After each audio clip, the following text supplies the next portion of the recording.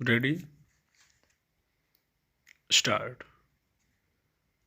अध्यक्ष महोदय, आज इस सदन में जिस विषय पर चर्चा हो रही है वह काफी महत्वपूर्ण है और हमारी भावी पीढ़ी से जुड़ा हुआ है।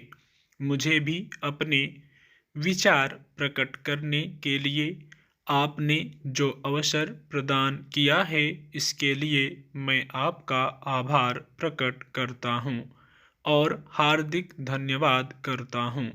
शिक्षा जैसे विषय पर बहुत कुछ कहा जा सकता है। चूँकि मेरे हिस्से में बहुत कम समय आया है और मेरे से पूर्व कई माननीय सदस्य भी इस पर अपने विचार प्रकट कर चुके हैं, इसलिए मैं कम से कम समय में इस संबंध में अपना मत प्रकट करने का प्रयत्न करूंगा। अपने पूर्व वक्ताओं की भांति मैं भी इस बात से पूर्ण रूप से सहमत हूं कि शिक्षा प्रणाली में बुनियादी परिवर्तन की आवश्यकता है। मैं समझता हूं कि कई वर्षों से शिक्षा प्रणाली में परिवर्तन नहीं किया है। देश की परिस्थितियों के अनुसार शिक्षा प्रणाली बनाई जाती है। आज की शिक्षा प्रणाली पुरानी परिस्थितियों के अनुसार निर्धारित की गई थी, जो आज के समय के अनुसार ठीक नहीं है। आज देश को प्रगति की ओर ले जाने के लिए जिन साधनों की जरूरत है उन्हीं के अनुसार शिक्षा प्रणाली बनाई जानी चाहिए। इसलिए मेरा निवेदन है कि शिक्षा प्रणाली में परिवर्तन किया जाए ताकि जो नवयुवक पढ़कर आए वे देश के विकास के लिए कार्य करने योग्य सिद्ध हो सकें। यह सभी जानते हैं कि जो विद्यार्थी शिक्षा ग्रहण कर रहे हैं भविष्य में उन्हीं के ऊपर देश का भार पड़ना है। आज हम सभी को गंभीरता से यह विचार करना है कि हम किस प्रकार की शिक्षा अपने नवयुवकों को दें, जिससे वे भी सही शिक्षा देकर अपने नवयुवकों को तैयार कर सकें।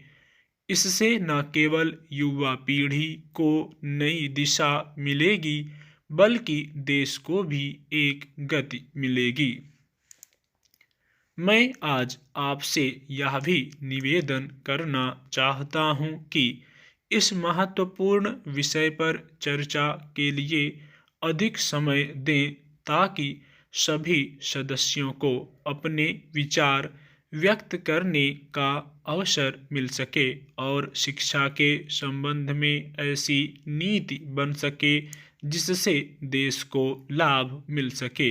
मैं निवेदन करना चाहता हूं तथा अपनी ओर से सुझाव देना चाहता हूं कि सबसे पहले शिक्षा के बुनियादी ढांचे में परिवर्तन किया जाए।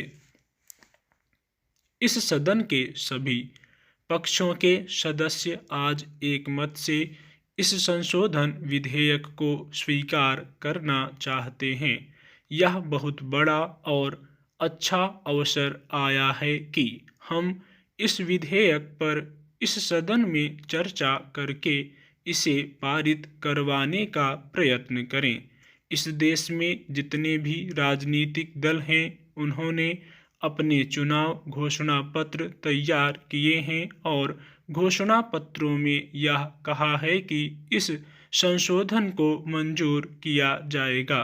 यह गौरव की बात है कि सभी माननीय सदस्य इस बात पर सहमत हैं कि जो पिछड़े वर्ग हैं उनके आरक्षण के लिए, उनके प्रोत्साहन के लिए, उनकी उन्नति के लिए जो कार्य हम इस सदन के माध्यम से कर सकते हैं हमको करना चाहिए। किंतु मैं यह निवेदन करना चाहता हूं कि जहां हम इस बात को स्वीकार कर रहे हैं कि हम इस संशोधन विधेयक को मंजूर करें। वहीं दूसरी ओर हम देखते हैं कि पिछड़े वर्ग के संबंध में बनाए गए जो अन्य नियम अधिनियम हैं वे केवल कागज पर ही दिखाई देते हैं। उनको हम सामाजिक, आर्थिक और राजनीतिक तौर पर मान्यता नहीं दे पाए हैं। इसलिए यह बहुत जरूरी हो गया है कि हम इस विधेयक को स्वीकृत करें और पिछड़े वर्ग के लोगों को न्याय दिलाएं। जब संविधान बना था तब संविधान बनने से पहले एक समिति का गठन किया गया था। उस समिति ने अनुसूचित जाति और अनुसूचित जनजाति के संबंध में जानकारी प्राप्त करने का प्रयत्न किया था और यह पाया था कि शिक्षित तौर पर पिछड़ापन, आर्थिक तौर पर शोषण इन लोगों के हिस्से में आया है। इसलिए राजनीतिक तौर पर इनको आरक्षण देना अनिवार्य है। मुझे इस बात की खुशी है कि हम लोग उनको बार बार अधिक से अधिक आरक्षण देने की बात करते हैं, किंतु क्या यह हमारे लिए दुर्भाग्य की बात नहीं है कि इतने साल गुजर जाने के बाद भी हम यह महसूस करते हैं कि जो पिछड़ा वर्ग है उसको न्याय मिले। इतने प्रयास करने के बाद भी, पूरी कोशिश करने के बाद भी हम उनको न्याय नहीं दे पा रहे हैं।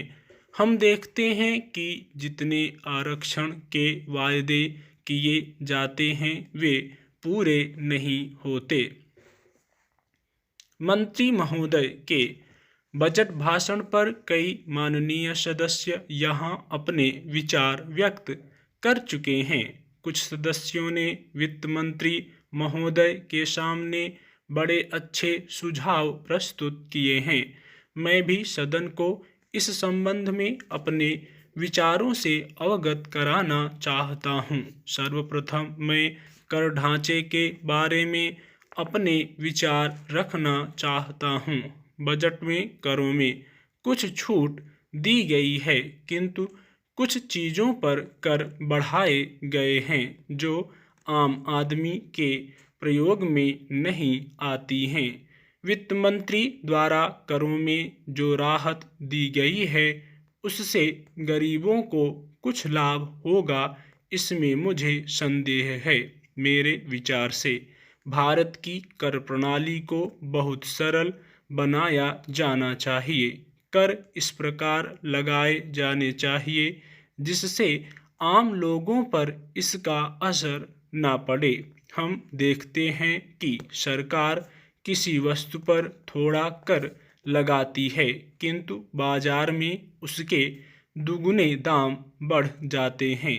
कर बढ़ाने के साथ साथ सरकार को यह भी कहना चाहिए कि किस किस वस्तु का दाम नहीं बढ़ाया जाएगा। सरकार को ऐसे कदम उठाने चाहिए जिससे देश की गरीब जनता को लाभ मिल सके। अब यह खुशी की बात है कि सरकार का ध्यान अब मूल्यों के बढ़ने पर पूर्ण रूप से है। अंत में मैं अध्यक्ष महोदय का धन्यवाद करना चाहता हूं कि उन्होंने मुझे वित्त विधेयक जैसे महत्वपूर्ण विषय पर बोलने का अवसर दिया है और इस माननीय सदन के सदस्यों ने उसमें हिस्सा लिया है। इस देश में दिवाली के अवसर पर लोग बहुत अधिक सट्टा खेलते हैं। हमारी सरकार को यह चाहिए कि वह इस आदत को बंद करने के लिए कोई कानून लाए। इसे ठीक करने के लिए कोई कानून लाना सरकार की जिम्मेदारी है।